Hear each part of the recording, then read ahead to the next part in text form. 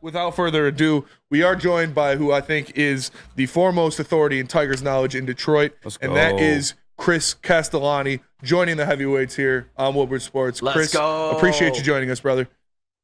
What's going on, fellas? Thanks for having me, man. Sorry, it took me a second to get everything situated here with my camera and everything, but happy to be here, dude. Happy to talk Tigers always. Yeah, man. And hey, we apologize. That's on our end. One thing I want to ask you about though is Winslow Perez, and I was kind of asking these guys, how often does this happen? We obviously have to keep him up, right? We have had no offense for the Tigers. What's been your take on it? Yeah, he's here to stay. That's undeniable at this point. I mean, I think AJ is very much aware of this team's flaws, and one of the big ones is, offensive production. He's not going anywhere right now. In terms of just kind of where he came from, because he wasn't a hot commodity by any means, this is surprising, but I can't say it's necessarily shocking. This was a international free agent signing that the Tigers brought in when he was 16, 17 years old, and was just kind of something of an afterthought, just kind of your lifetime minor leaguer for a few years there. He had a really good season in the minor leagues in 2022, and he's kind of continued to ascend. Now, the power numbers being what they are, that's shocking. But, and I've said this many times with the Tigers, and it's not even anything that's meant to be a negative, but when you look across baseball at all the organizations that know what they're doing, that get production from their young players. Yes, there's the top prospects, that your top 100 guys, your first round guys, but eventually you kind of need to get lucky with a few of these guys that you might not have expected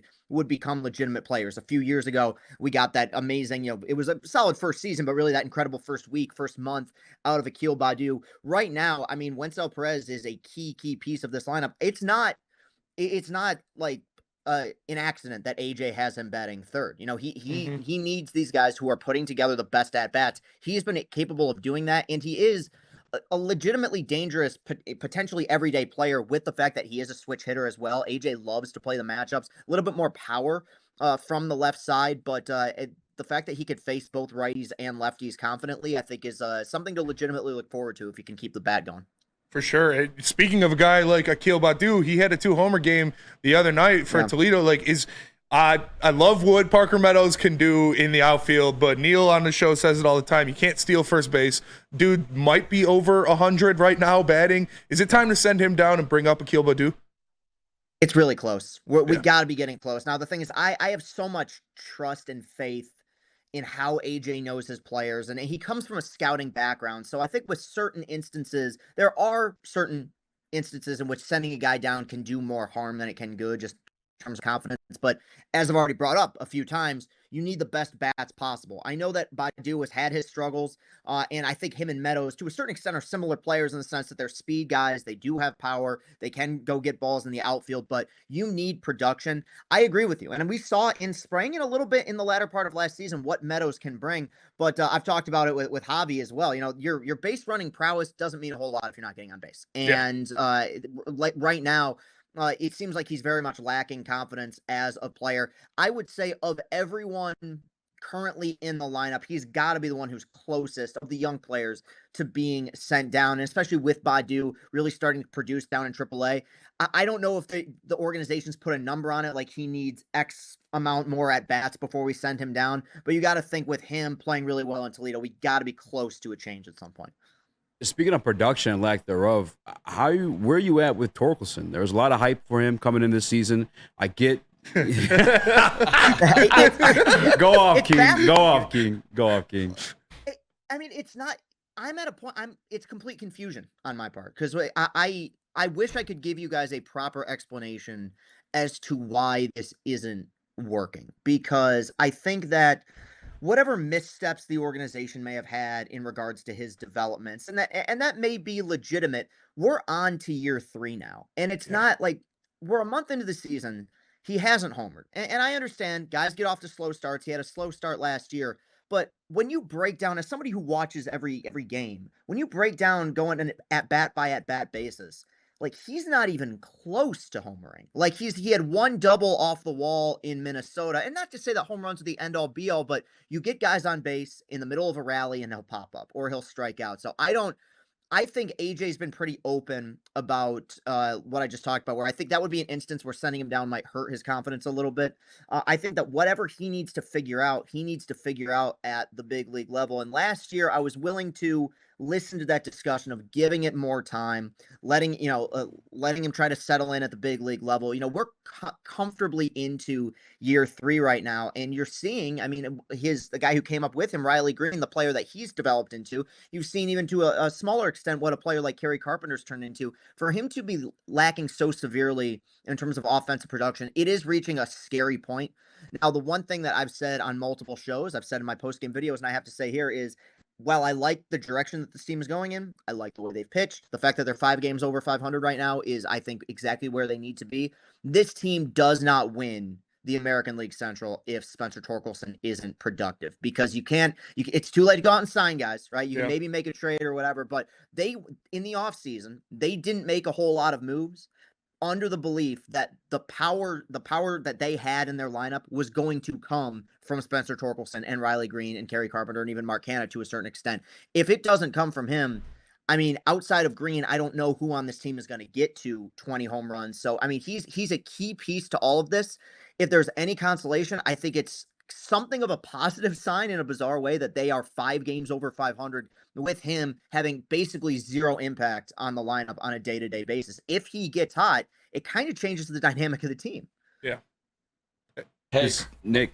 Yep. Hey, Chris. Speaking of not spending really money in the offseason on this lineup, the most money we spent was on an internal guy in Colt Keith. Talk about him. I know he got the big double yesterday, but what do you think about Colt Keith after his first 31 games, and do you think he's starting to heat up a little bit? I think of everyone on the team who's struggling, he's the one I have the least concern with. I give rookies a long leash. He's not only a rookie, but he didn't have a ton of at-bats in AAA last year, spent a lot of it in AA, and had a pretty good spring as well. I think that he's going through just one of those things. Every baseball player's got to go through it. It's a humbling game. I think that he went through about a week there where the at-bats were actually pretty good, but nothing was falling. And, hard hit balls right to the first baseman, hard hit balls right to the second baseman, pop-ups that could have landed in the outfield that were caught by the shortstop, what have you. Yesterday, that double that he had, I hope that could shake him out of something. Like I said, he's the one that I have the least amount of concern with because he is so young, and he's hit at every single level. He strikes me as a confident player. And I think the organization, when you listen to AJ talk, when you kind of see the way that they talk to him on the bench, I think that the one thing they want to avoid that maybe they ran into with Torkelson is just making sure that confidence is not lost. He's still such a young player. It's obviously disappointing as a guy who they expected to be a consistent bat for them, and I still think he'll get there. But considering how early he is into his rookie season, I think he's slowly on the come up, but on the come up nonetheless. And I do want to get into some positives here because this is a team, like you said, it's 5 games above 500. They're playing well. They're looking like they can compete for that Central title. And a big part of it offensively has been Riley Green, the emergence of Riley Green, looking like the guy we thought he was.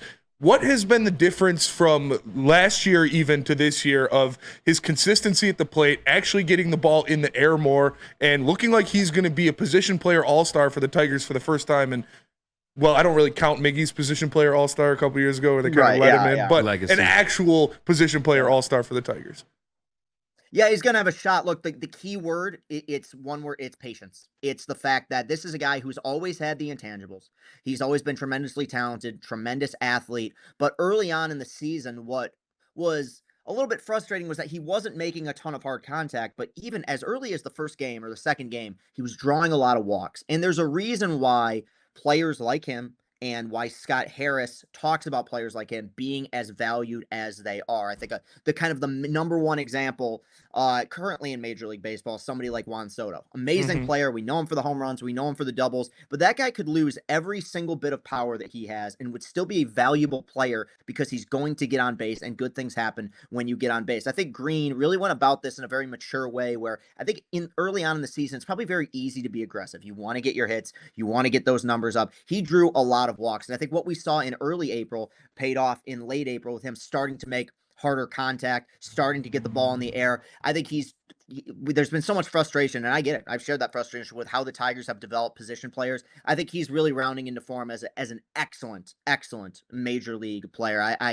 He's still so young too, and he's also, with him now being moved to left field, it's not as strenuous of a position. I think he's a wonderful defensive left fielder out there as well. So no, it's been a lot of fun to see his development, and I knew he'd be a wonderful player, but even the patience he's shown at the plate is even more surprising than I expected, with him being, as of a few days ago, top 5 in all of baseball in walks insane. drawn. I think that's a huge step in the right direction. I know we're trying to like walk away from the negative stuff, but I guess I wanted to ask this though about the offense. Like, how soon is too soon to maybe start thinking about trades to finally get going on this offensive side? Because like, we're so many one-score games from being like a top team in baseball.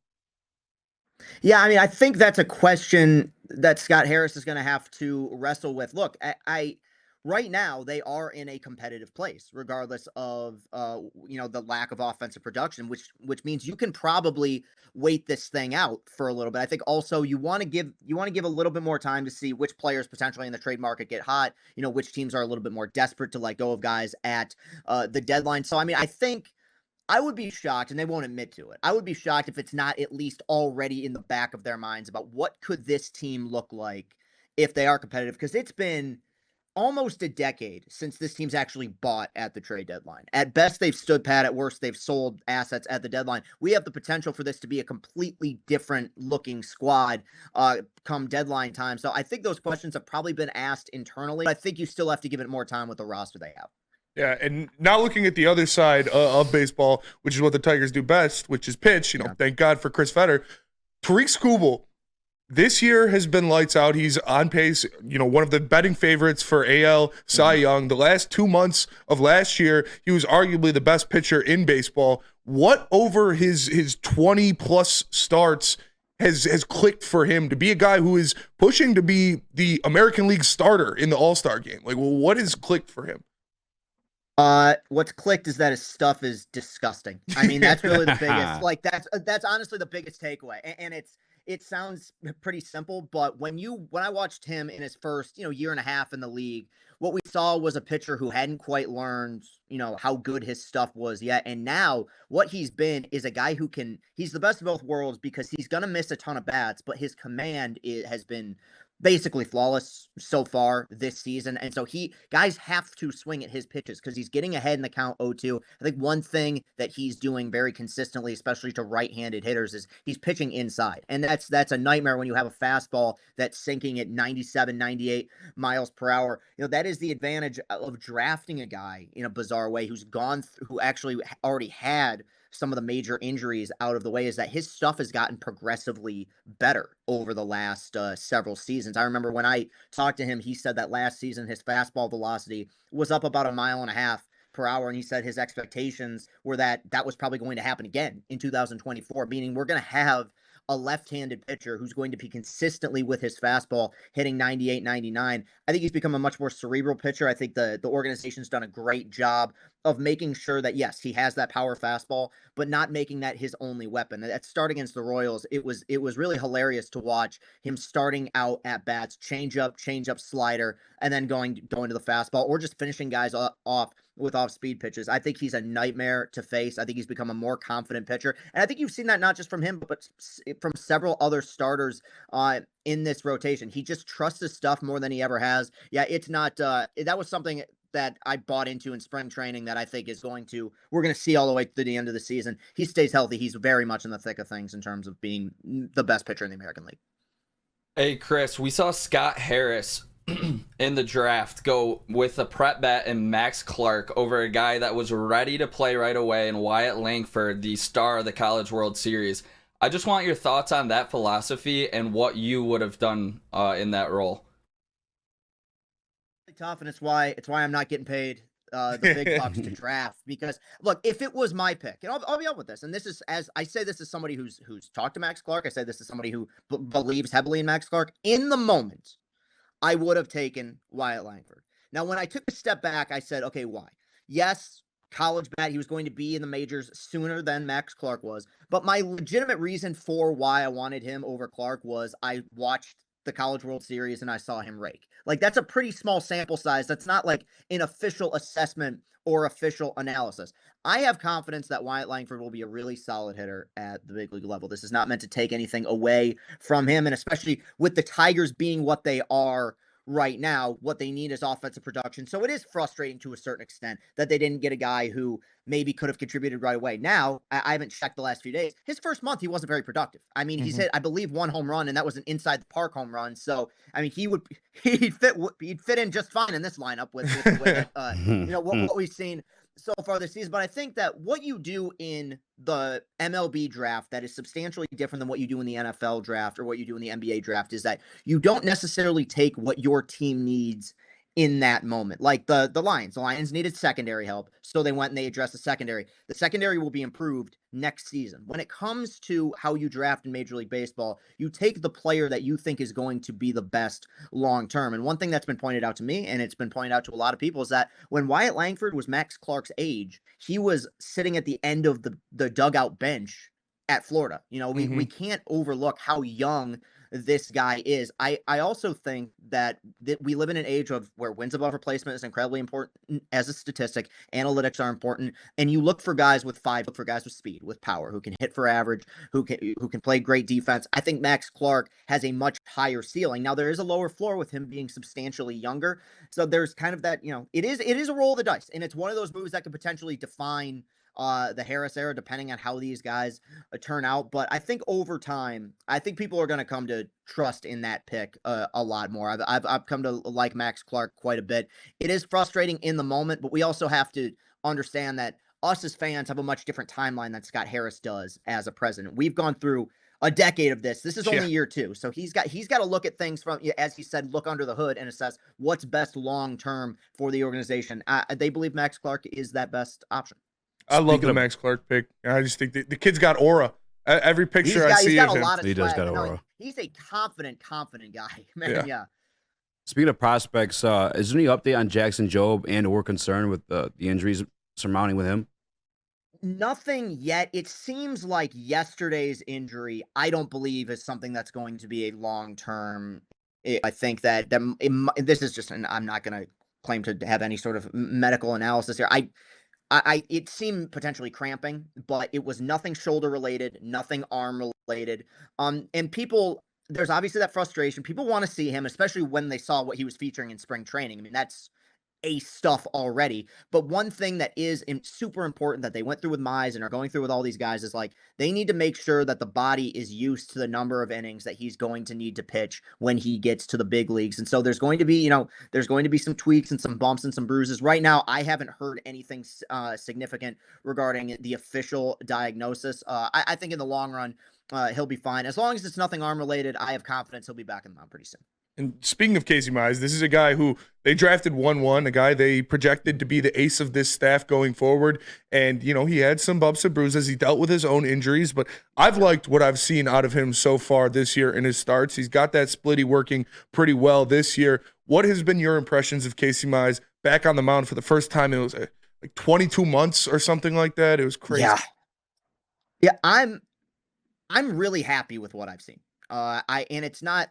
It's a month's sample size, and while we've played a lot of games, we got to take into account that is in baseball terms a pretty small. I mean, that's 5-6 starts from Mize. There has been a bit of a concern with the strikeout numbers are still relatively low, but to me, his stuff looks better to me than it did during his pretty solid rookie campaign in 2021. Like you said, I think he's starting to get a feel for a splitter back. I think however many strikeouts he gets in a game or in a season is going to be dependent on what kind of feel he has for that pitch. But his last start against the Royals, tons of defensive errors, 3 runs, only 2 of them earned. Probably could have gone 6 or 7 innings if not for the defensive miscues. Fastball was consistently 96, 97. I know that it's been a long process, and I know that there's been a lot of time that's been erased, from his career because of Tommy John. But I feel better about him now than I have in a long time. And you're right, he was drafted potentially to be an ace, but it's kind of funny how player development works. Like Scooble's the one. He's the one in this rotation and would be in a lot of rotations. I think for Mize to be a stable number 3 pitcher, even a solid number 2 pitcher, that's a legitimate possibility, which means that this rotation is kind of rounding into form. So I'm happy with what I've seen from Mize so far. Even with the strikeouts being down, I've seen some legitimately solid stuff and some legitimately solid starts. Chris, we appreciate you so much for joining us, man. It's awesome to have your baseball knowledge on the show. Before we let you go, shout out who you got coming on, Chris and Company, up next, because you've been having some top flight guests on there. It's been a lot of fun to watch that. And then after that, thank you. Playoffs, yes or no? Well, first, Chris and Company is continuing every week with future guests. We don't have anybody booked yet for next week, but we've got a few people potentially in the shadows. You get there's confirmation and then there's like actual confirmation. So it's kind of like recruiting. I have verbal commitments, but nobody's signed on the dotted line yet. But we have a few people. We have a few people in the works. That's a show that I really like doing. It's something I'm really proud of. It's kind of a different side of what I do. It's more interview based, more conversational. I think people out there should really enjoy it. The link is on my Twitter at Castellani 2014 and the YouTube. Everything you can listen to it in audio form as well. There are, as far as your second question, there are significant flaws, I think, with every team in the American League Central. And ultimately, the deeper this goes, I have a hard time believing that the offense is going to be this anemic. But I have a pretty good belief that this pitching staff can be legitimate. Yes, we're going to the playoffs. There we go. Let's Look, I called it at the end of my video at the final game of the season last year. I'm not going to be a pussy. I'm going to stick by this. I'm going to say Tigers will win the American League Central. Hell yeah. Yes. All right, and then last one, because obviously we respect you for your baseball knowledge. You and I have also had conversations about movies. Dune 2. Yeah. Did you see it? And what's the take on Dune 2 before we let you go? I have not seen it yet. No, what? I did not. I know. Maybe that I might have to remove that movie expert label from my bio there. But no, I haven't. Look, I've heard it's brilliant. I know everyone dug the first one. I mean, it's out of theaters now, so I might have. It's back in IMAX. But oh, is it back? Okay, it is. Yeah, I probably got to rewatch the first one yet. But no, unfortunately, I can provide no takes on that. Sadly, I will be. I'll be going to the movies for the first.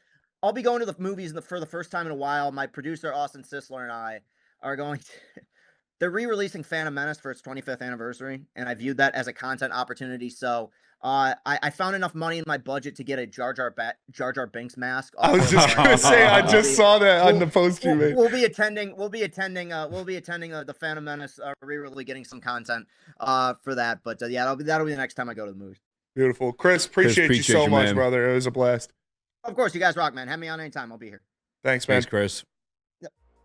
Like I said, dude, that guy knows he could talk Tigers better than anybody in the state. He's the best. He's the best that we got. Foremost Tigers story. Interviewed AJ Hinch. Yeah, like, AJ that's Hinch, insane. Tariq Skubal, Max Clark. Like the dude he's the man. Love Chris Castellani. Go follow him on. I mean, I'm sure you all already are, but if you aren't, go give him a follow on Twitter. It's great stuff. Amen.